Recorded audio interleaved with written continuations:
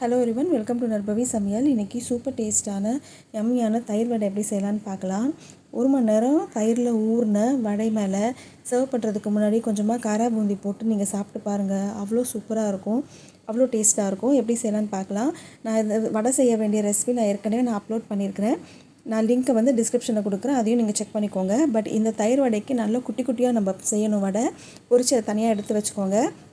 2 cup தயிரை உப்பு போட்டு நல்லா சிலிப்பிக்கோங்க.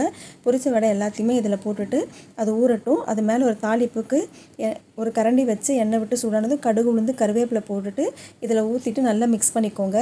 மிக்ஸ் பண்ணிவிட்டு நீங்கள் சர்வ் பண்ணுறதுக்கு முன்னாடி கொஞ்சமாக காரா பூந்தி மேலே தூவி நீங்கள் எடுத்து சாப்பிடுங்க. அவ்வளோ டேஸ்ட்டாக இருக்கும். இந்த வடை நல்லா ஊறி சாஃப்டாக இருக்கும். இந்த காரா பூந்தி நல்லா க்ரன்ச்சியாக இருக்கும்.